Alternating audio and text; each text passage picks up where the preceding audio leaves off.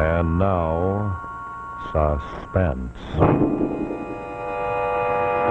Your host is Autolite, and this is Rex Marshall, speaking for the Autolite family. You know, Autolite serves throughout the world, wherever men travel. And the worldwide Autolite family includes among its members the greatest names in the industry, those who use Autolite products as original equipment. It also includes some 30,000 men and women in Autolite plants in the United States, Canada, and many foreign countries, as well as thousands of Autolite dealers, distributors, and authorized Autolite service stations who supply Autolite products and authorized Autolite service to car, truck, tractor, airplane, and boat owners everywhere. Tonight we have the privilege of saluting a distinguished member of the Autolite family, the Studebaker Corporation. Later on, we'll meet Studebaker's General Sales Manager, Mr. Paul R. Davis.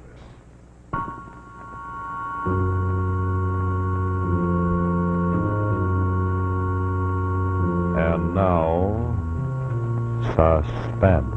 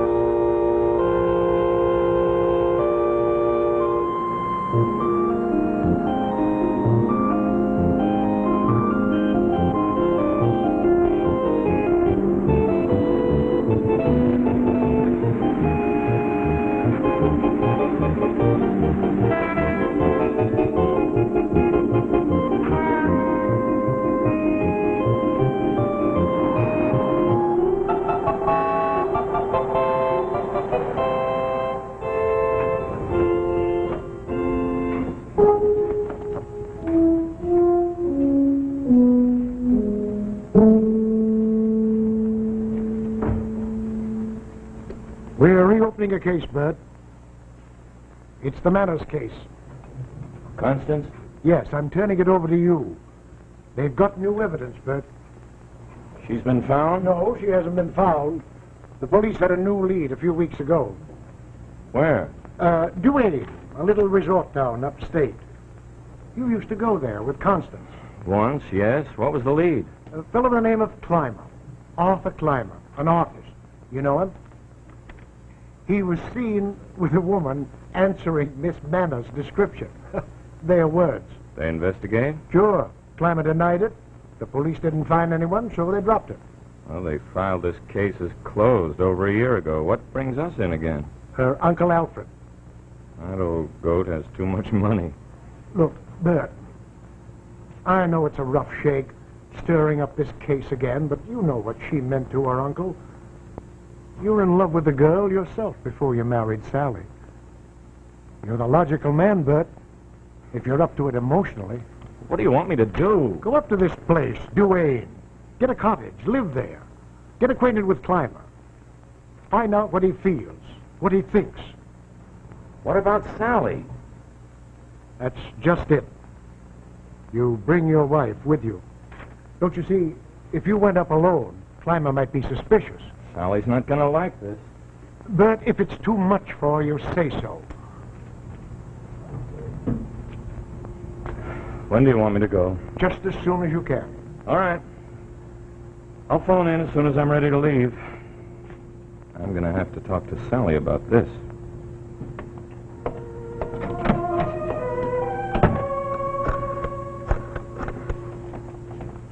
He'll take it, Jim. It's a rotten thing trying to make him do it. No. I'm thinking about his wife. They've only been married a year. Just left. He's gone to tell Sally.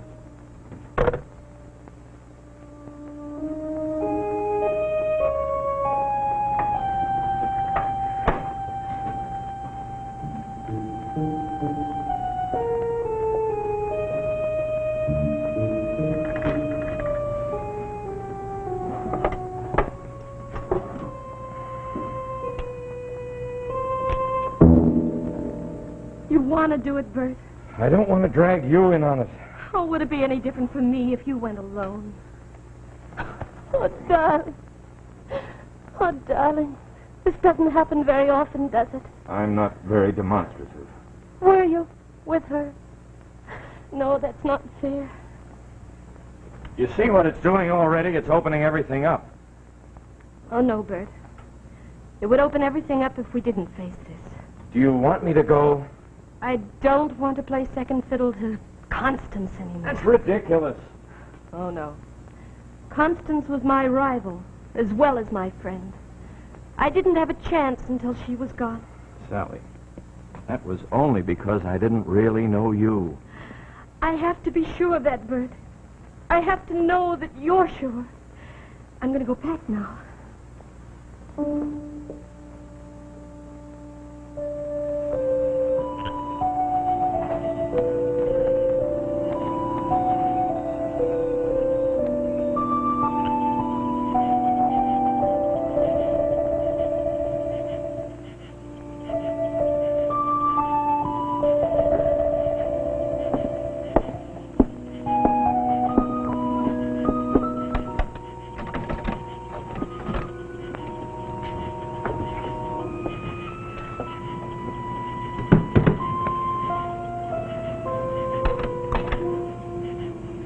Haven't turned the electricity on. I told him that we'd be here tonight.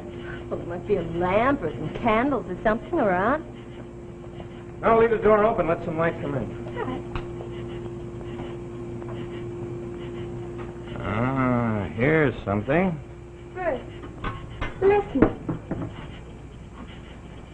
I don't hear anything. So that's it? Just the crickets. Oh, it's so peaceful. You know, Bert, I have a hunch that this whole thing's going to be a false alarm. This Clymer fellow will turn out to be some stuffy old artist with bats in his belfry, and we can have a wonderful vacation. You know, we never had a real honeymoon, Bert. Sure, it's chilly in here. How about a fire? Oh, that's a wonderful idea. Say, I'll see if I can't find us another lamp or something.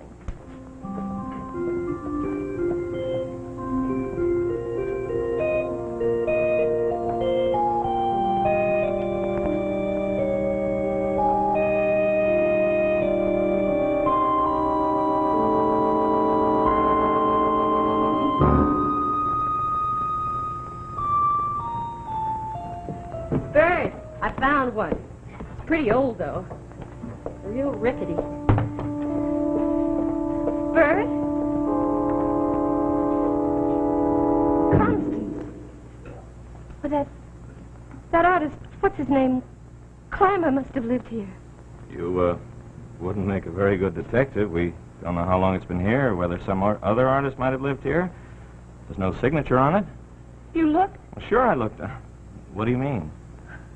I thought when you saw this portrait, you stopped being a detective. Well, you thought wrong. I'm only a detective. That's all I want to be. Now, I'll call the renting office first thing in the morning and find out if Clymer did live here. Let her look at us. She'd prefer it that way. I'll go upstairs and see about the beds.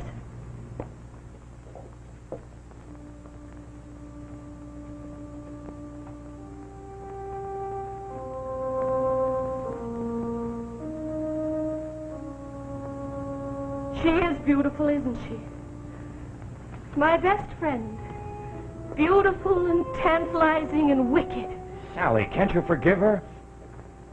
I never stood in her way, Bert. I knew her almost 10 years, but I never stood in her way, not even with you. But what sort of a wife would she have made you, Bert? Fair as he saw her. Oh, he wasn't fooled. Look at that face. That's not the face of your dreams. That's her real face. Cruel and willful. You really weren't her friend, were you? No, Bert. I was your friend.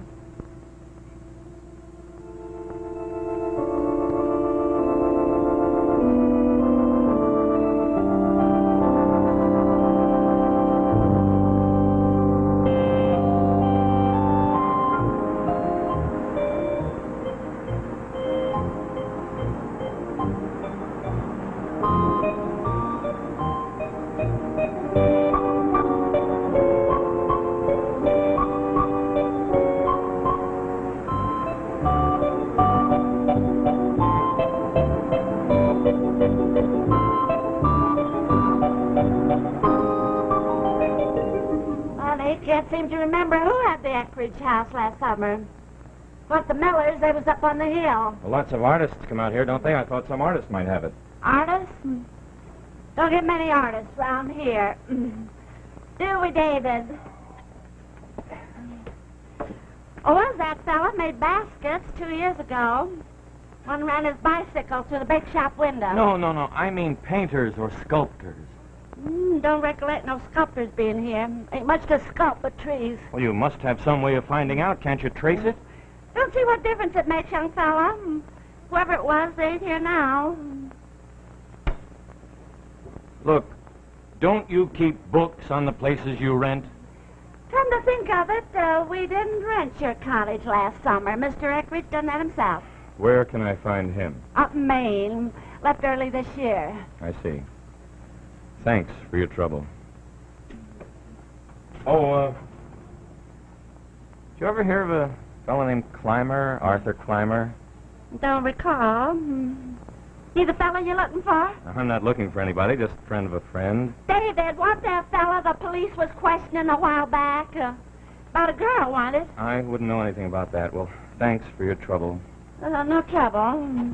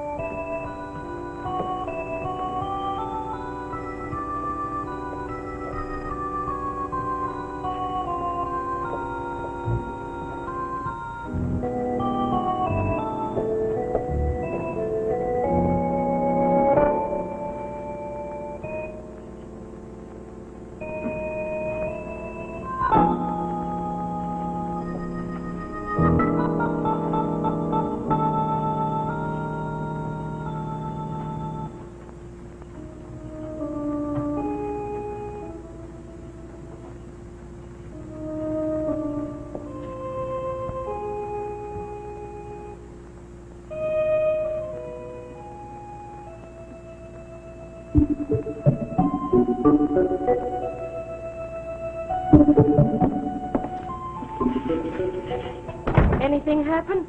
Lame close-mouthed town. If I had stopped 2 more people, I might as well have put on a badge. Funny, I don't remember it that way. Remember? Bert, you were here before. With Constance. You never told me. Well, I thought I had, or she had. I don't see why it matters anyway. Go ahead, move it back. You see it's out of place. How do I know what place it was in? We can't escape her. Can we, Bert? Oh, Sally, look. Hello, anybody home? Oh, there you are. Glad I found you in. I remembered this morning that I left some property here. I'm Arthur Clymer. My name's Hastings, and this is my wife. How do you do? How do you do? Oh, there it is. I knew I left it here. You made it? You're a sculptor? Well, I dabble. I did this last summer. In this very house, as a matter of fact. It's a beautiful piece of work. Did you use a model for it? My wife. She's quite a beautiful woman.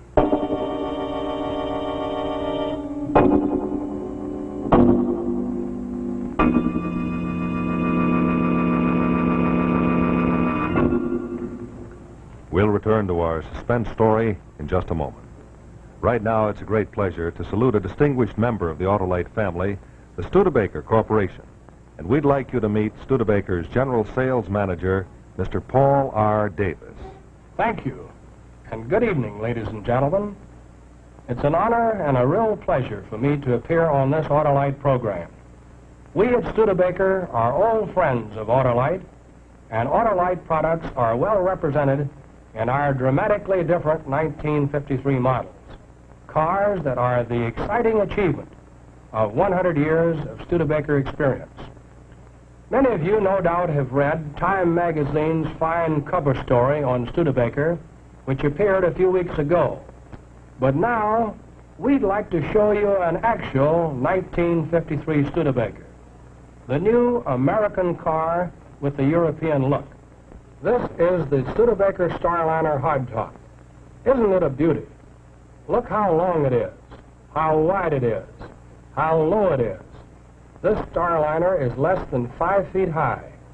It has the distinctive charm of a costly foreign car, but it's right down to earth in price. And it's thoroughly American in comfort and handling ease. This car styling is dramatically new. This is not an experimental car or a car for future buyers. This is a regular production car. You can order one just like it at a down-to-earth price. The 1953 Studebakers come in many body styles, low-price champions and powerful Commander V8s that are surprisingly economical. This is our 1953 Land Cruiser V8. Big, roomy, luxurious. Here's the Commander V8 hardtop again. All Studebaker V8s offer power steering at extra cost. Now, the gas-saving Studebaker Champions. They also have the exciting European look. This Champion is the four-door sedan. It sells in the lowest price field. And here's the Champion Starlight Coupe. Just look at that rear deck. These are only a few of our body styles. All 1953 Studebakers offer automatic drive or overdrive at extra cost. For 53, Studebaker brings you the new American car with a European look. And Autolite has cooperated with us fully in making these Studebakers the finest ever built. I'm sure that you will be thrilled with these entirely new, dramatically different 53 cars. I invite you to see them at your Studebaker dealers. Thank you, Mr. Davis. Autolite is proud of its years of association with Studebaker and Studebaker dealers everywhere.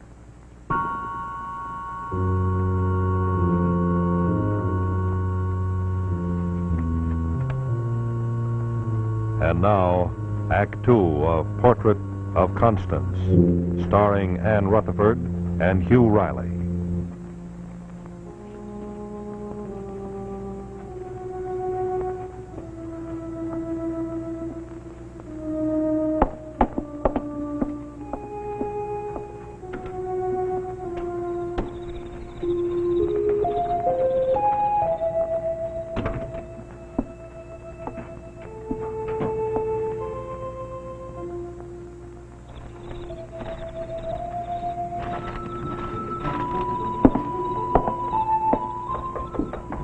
Come in.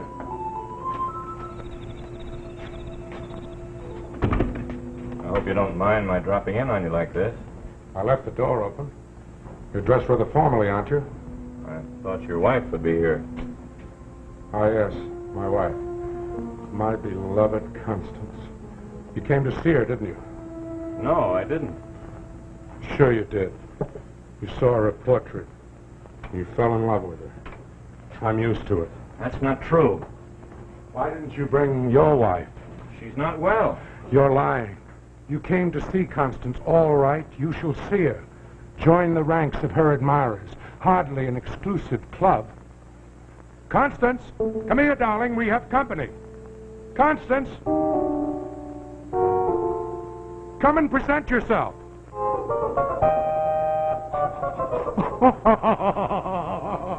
You thought you'd see her. She isn't even here. Where is she? Where is she? Sorry to disappoint you, Hastings. She hasn't been here in quite a while. She's left you? Oh, no. I get a letter nearly every day. I'll get one in the morning. The little cheat. What are you doing here? What are you doing here? What are you prying for? I'm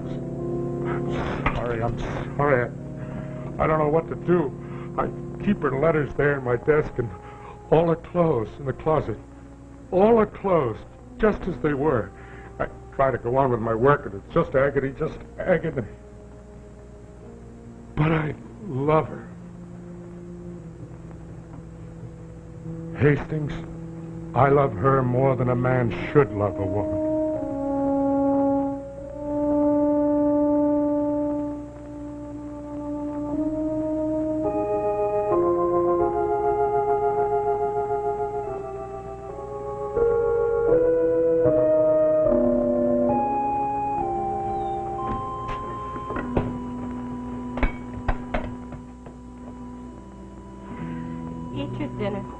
Sally, don't act this way. Oh, how do you want me to act? It was a mistake, Bert. I never should have let you come here. Or maybe I shouldn't have come. Sally, don't. Oh, Bert, let's leave. Phone Higgins and tell him to send someone else. I can't, Sally. But you said she isn't here. I told you what he said. Now, do I have to brief you on this case as if you were the DA? Aren't you going to eat anything? I haven't got time. Bert! Bert! You're not going there again tonight. You think she's there, don't you? I don't know. Will you stop badgering me? You want her to be there, don't you? You want her to be there. You're still in love with her. Yes.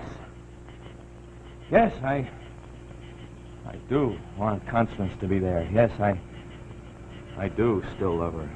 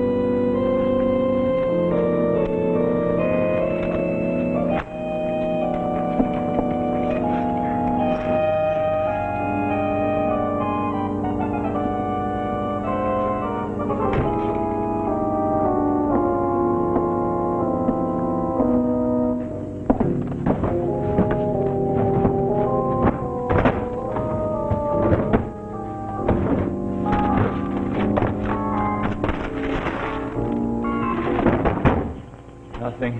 What are you doing here? There's no clothes, no letters. She never lived here. Why did you lie to me? Why? Why don't you tell me where she is? Why? No.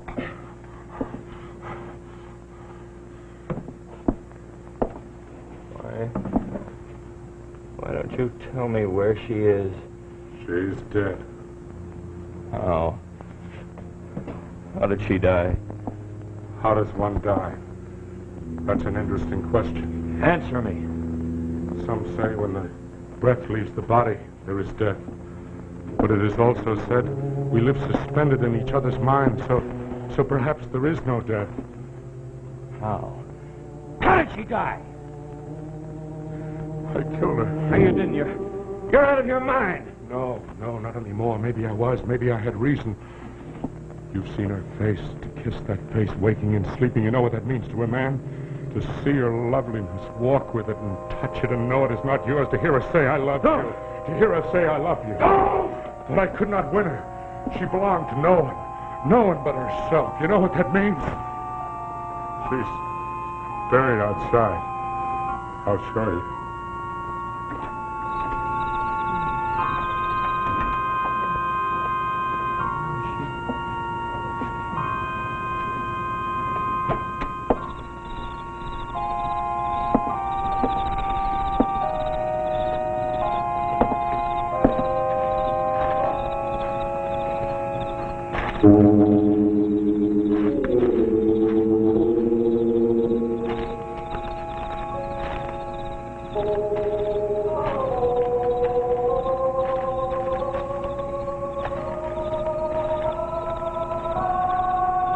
Here.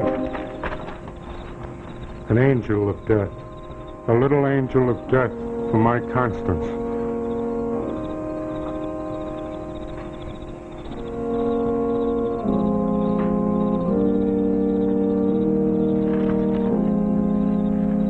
She is not there. She's not under that ground. Where is she? Where is she? Where is she? Where is she? Where is she? Where is she? Where is she? Where is she? Where is she? There she is, down there. Crashed in the rocks. I'll kill you! I'll kill you! You'll kill me! You'll kill me like you killed her! Like you killed her! Yes! Yes, the way I killed her! Constance! Where are you? Constance! Constance! Where are you? Constance! Constance! Constance! Constance! You're not Constance. No, you're not. You're not. I killed Constance. She's down there at the bottom of the cliff. You killed her. You killed Constance. Yes, madam. We found the body at the bottom of the cliff a week ago. We knew he had done it, but we needed proof. You're the police? I'm a detective, ma'am. Your husband's agency cooperated with us. I'm sorry, Mrs. Hastings. I had to play it this way to get a confession.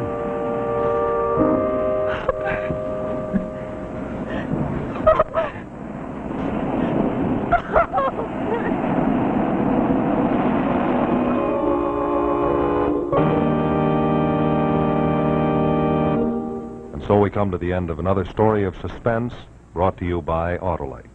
Tonight we had the privilege of saluting a distinguished member of the Autolite family, the Studebaker Corporation. We were happy to have had as our special guest Studebaker's General Sales Manager, Mr. Paul R. Davis. I'd like to remind you that 2 weeks from tonight, we're going to see the star-studded climax of this year's Autolite Family Salute program, the Easter Parade of Stars Auto Show, to be televised direct from New York's Waldorf Astoria Hotel. Your hostess will be that glamorous lady, Irene Dunn. The program will feature singing star Robert Merrill and America's finest new cars. So accept our invitation, won't you, to be with us for the Easter Parade of Stars Auto Show 2 weeks from tonight on Suspense.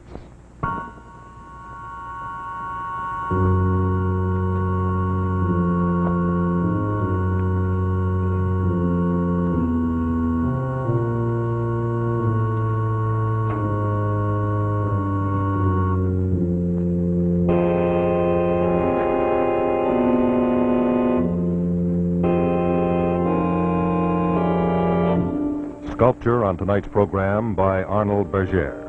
Next week, our suspense story will be Death in the Cave, the exciting adventure of two spelunkers, men who explore the caverns deep below the surface of the earth. Death in the Cave, starring Zachary Scott. Another story well calculated to keep you in suspense.